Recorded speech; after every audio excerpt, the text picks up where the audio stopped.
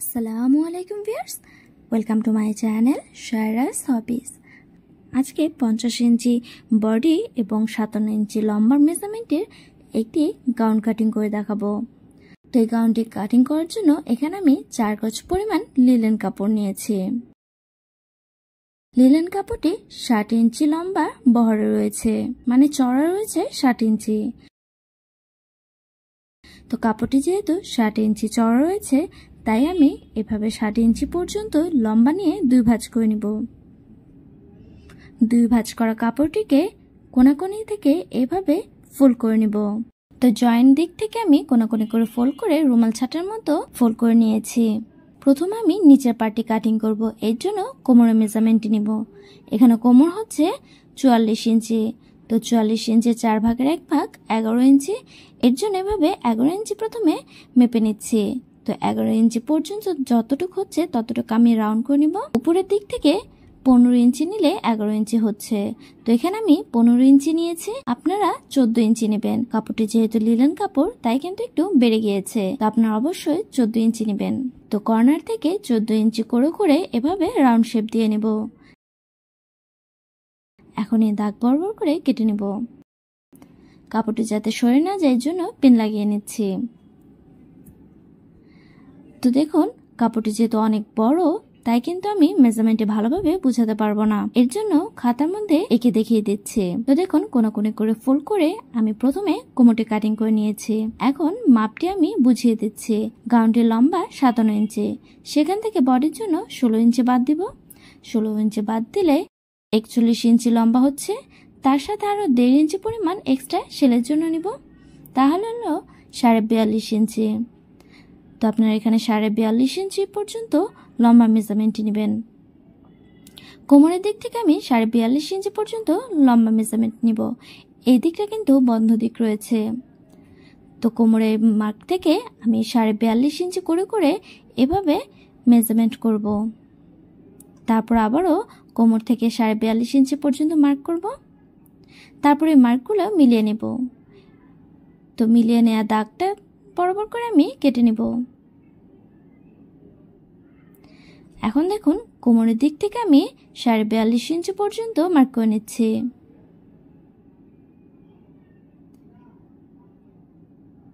তো একটু করে উপরের কোমর দিক থেকে আগাবো এবং নিচ দিক থেকেও একটু এগিয়ে এসে আমি 42.5 ইঞ্চি পর্যন্ত মার্ক করে নেব। তারপরে মার্কগুলো মিলিয়ে নেব।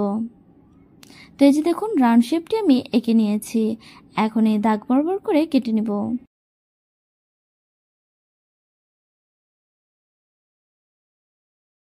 তো এই যে দাগ বরাবর করে আমি কেটে নিয়েছি। এখন দেখুন কিভাবে আমি সেলাই করব। গাউনটিকে প্রথমে মেলে নিব। তো এই পিনগুলোকে প্রথমে আমি খুলে নিচ্ছি। এরপর নিচের গাউনটিকে উল্টা করে নিব। এখানে কিন্তু নিচের পার্টটি একটি সাইড খোলা রয়েছে, এর জন্য আমি একটি পাশে এভাবে 2 সাইড মিলিয়ে নিয়ে তারপরে এই পাশটি কোমর থেকে নিচের ঘের পর্যন্ত সেলাই করে নেব। আর কোমর থেকে সেলাই করার সময় অবশ্যই কোমরের মেজারমেন্ট অনুযায়ী সেলাই করে নিতে হবে। তারপর নিচের ঘেরটি ফোল্ড করে সেলাই করে নেব। তারপর বেঁচে যাওয়া কাপড় থেকে এখন বডি কাটিং করব। এর জন্য কাপড়টিকে আমি প্রথমে 4 ভাঁজ করে বিছিয়ে নিচ্ছি।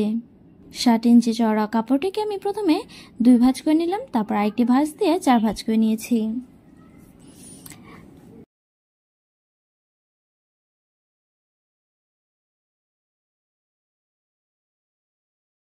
এখন বডি মেজারমেন্টে 16 ইঞ্চি লম্বা নিচ্ছি।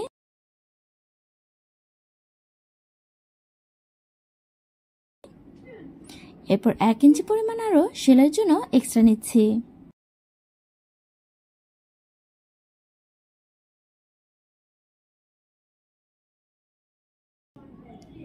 এখানে পুট নিচ্ছি 8 ইঞ্চি। এখন এই দাগ বরাবর করে কেটে নিব।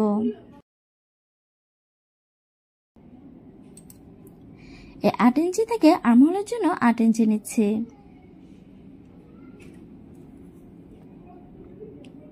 তারপর বডির 50 ইঞ্চির 4 ভাগের 1 ভাগ 12.5 ইঞ্চি নিচ্ছি।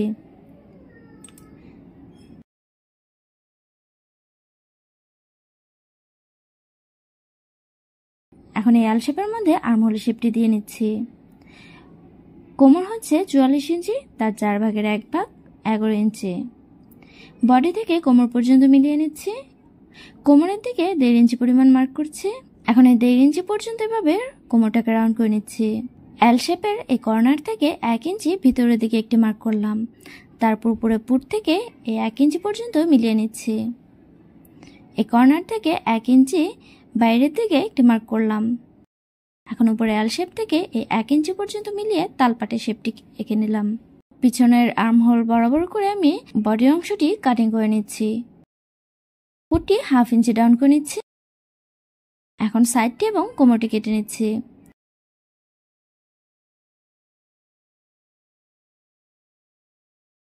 তারপর বডি এবং কোমরে টিকিন দিয়ে নিচ্ছি।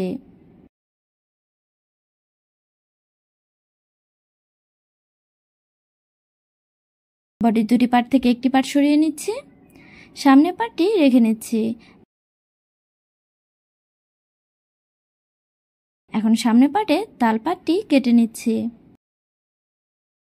তারপর বন্ধ দিক থেকে পুট নিচ্ছি 3.5 ইঞ্চি এবং গলার ডিপ নিচ্ছি 6 ইঞ্চি। এই 6 ইঞ্চির মধ্যে আমি পান শেপ করে গলাটি এঁকে নিচ্ছি। তারপরে গলার শেপ বরাবর করে কেটে নিচ্ছি। তারপর পিছনের গলাটি এঁকে নেব। তো পিছনের গলা পুট নিচ্ছি 3.5 ইঞ্চি এবং ডিপ নিচ্ছি 4 ইঞ্চি। এরপর বক্স শেপ করে নিয়ে এর মধ্যে গোল গলার শেপটি এঁকে নিলাম। এই দাগ বরাবর করে গোল গলার শেপটি কেটে নিলাম। গলা শেপের এই পট্টির কাপড়টি দিয়ে কিন্তু আমি ফ্রিজিং কাটিং করে নিব। এখন আমি হাতাটি কাটিং করব। এর জন্য কাপড়টি 4 ভাঁজ করে নিয়েছি। এখানে হাতা লম্বা সেলাই সহ 19 ইঞ্চি রয়েছে। সেলাই করার পরে 17.5 ইঞ্চি হবে। কাপড়টি কেটে নিলাম। সাইডে এক্সট্রা কাপড় দিতে হবে। এর জন্য আমি এখানে 2 ভাঁজ করে একটি কাপড় নিলাম। যেহেতু নিচের পার্টটিতে কাপড়টি এক্সট্রা রয়েছে, তাই শুধু উপরের পার্টের মানে হাতার একটি সাইডে জোড়া দিলে হবে। তো কাপড়টিকে 1 ইঞ্চি পরিমাণ সামনের দিকে এগিয়ে এনে নিচের কাপড়টির সাথে পিন দিয়ে লাগিয়ে নিলাম।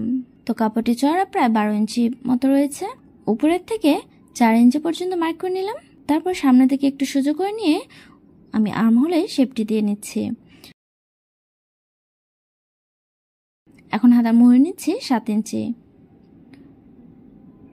এবং এক্সট্রা আরও প্রায় 1.5 ইঞ্চি মতো রাখছে। তারপর মুহুরি থেকে আর্মহোল পর্যন্ত মিলিয়ে নিচ্ছে।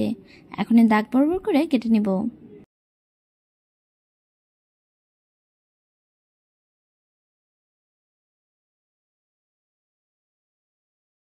তো এই জোড়াটা কেটে নিলাম। এখন পিনটি খুলে নিচ্ছি।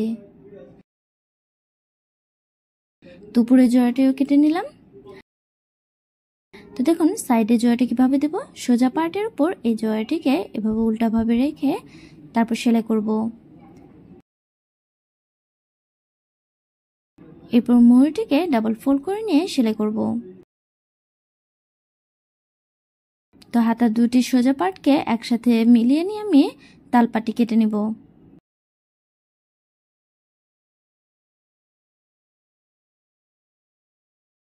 তারপর আমি ফিতা কাটিং করব। তো এর জন্য 2 ভাঁজ করে একটা কাপড় নিয়েছি। কাপড়টিকে 4 ভাঁজ করে নিলাম। এরপর লম্বালম্বি করে কেটে নিচ্ছি। খোলা দিক থেকে এভাবে কোনাকুনি করে কেটে নিলাম। তারপর খোলা দিক থেকে নিচের দিকটা চড়া রাখবো এবং উপরের দিকটা একটু সরু করে রাখবো। এরপরে ফিতাটা কেটে নিব। তো এখানে 2টি ফিতা তৈরি করব। ফিতাটিকে ওলাভাবে 2 ভাঁজ করে নিয়ে এই সাইডটি সেলাই করে নিব। তো 2টি ফিতাই একসাথে তৈরি করে নিব। তো দেখুন এই যে আমার কাটিং করা শেষ। নেক্সট ভিডিওটিতে আমি এই গাউনটির সেলাই ভিডিও আপনাদের সাথে শেয়ার করব। এর জন্য অবশ্যই আমার চ্যানেলটিকে সাবস্ক্রাইব করে পাশে থাকা বেল আইকনটি অলে ক্লিক করে দিবেন। Thank you for watching. আল্লাহ হাফেজ।